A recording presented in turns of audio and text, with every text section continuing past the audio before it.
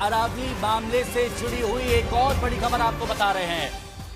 Aravalli case में सभी पक्षों को नोटिस जारी किया गया है सुप्रीम कोर्ट की तरफ से। यह बड़ी और अहम खबर इस वक्त की आपको बता रहे हैं। सीजीआई की तरफ से पूछा भी गया है कि खनन रुकेगा या जारी रहेगा।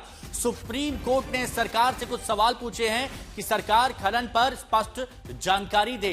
21 जनवरी को अब इस मामले की हालांकि अगली सुनवाई होगी, लेकिन सुप्रीम कोर्ट की तरफ से सवाल पूछे गए सरकार से। अरावली मामले में सुप्रीम कोर्ट में सुनवाई हुई, स्टे लगा दिया गया है। सुप्रीम कोर्ट ने स्टे लगा दिया है और यह बड़ी खबर इस वक्त की आपको बता रहे हैं। अरावली केस में सुप्रीम कोर्ट ने स्टे जारी किया है और 21 जनवरी को इस मामले की अगली सुनवाई होगी।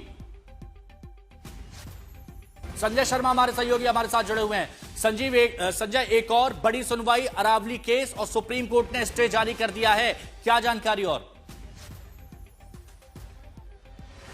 जी हां, बिल्कुल। आज लग रहा है कि आज विवादित फैसलों पर स्टे का ही दिन है। पहले कुलदीप सिंह सेंगर के मामले पर दिल्ली हाईकोर्ट के आदेश पर स्टे लगा और अब सुप्रीम कोर्ट ने अपनी ही एक पुरानी बेंच यानी पूर्व चीफ जस्टिस बीआर गवाई की अध्यक्षता वाली 3 जजों की पीठ के आदेश पर स्टे लगा दिया है।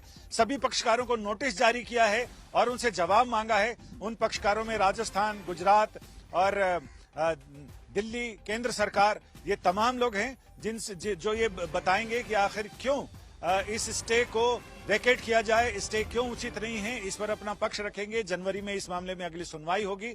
यानी कुल मिलाकर राजस्थान, हरियाणा और पंजाब और गुजरात, जहां जहां से अरावली की पहाड़ियां गुजरती हैं, वो अरावली श्रृंखला के आसपास के लोगों के लिए राहत भरी खबर है।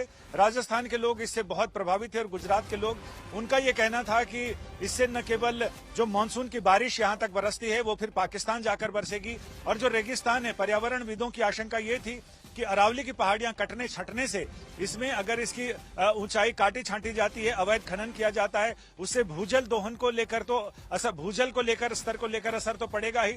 साथ ही जो रेगिस्तान है वो अरावली की वजह से वो रुका हुआ है राजस्थान और उधर, लेकिन वो रेगिस्तान फिर आगे बढ़ता रहेगा क्योंकि उत्तर पश्चिम की जो सूखी हवाएं आती हैं, जो वहां से मिट्टी और तमाम चीजें लेकर आती हैं, वो आगे बढ़ेगी और उससे चूंकि उसको रोकने वाली अरावली वहां नहीं होगी, तो ऐसे में वो दिल्ली और पश्चिमी उत्तर प्रदेश तक रेगिस्तान फैल सकता है।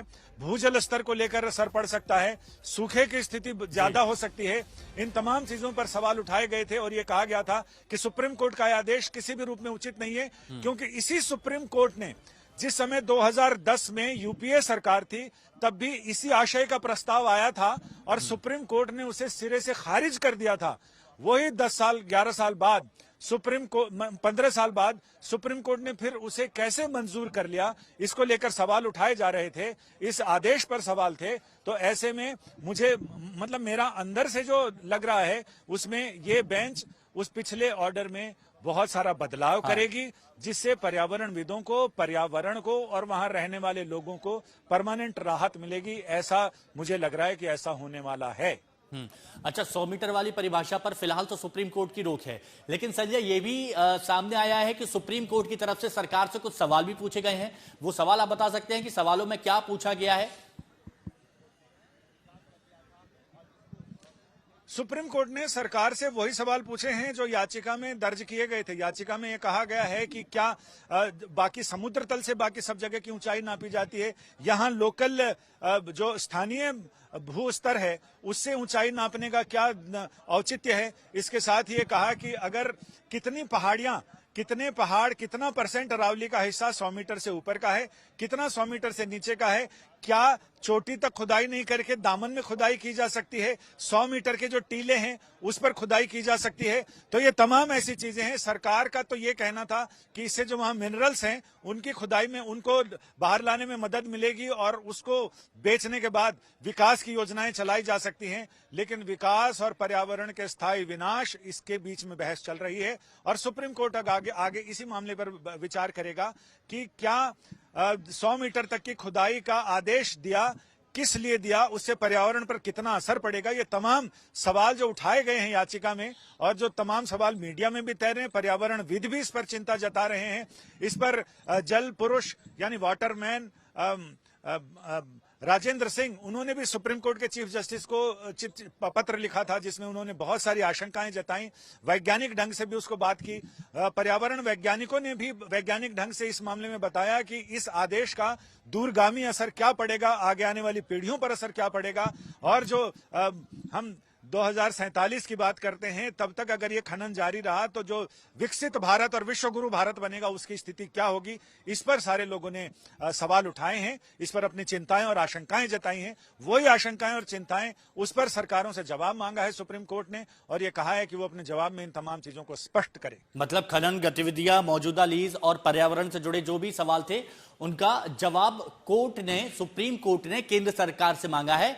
और यह भी बहुत स्पष्ट कहा है कि जितनी भी अस्पष्टताएं हैं इस मामले में वो केंद्र सरकार दूर करेगी। यानी यहां पर गेंद अब केंद्र सरकार के पाले में।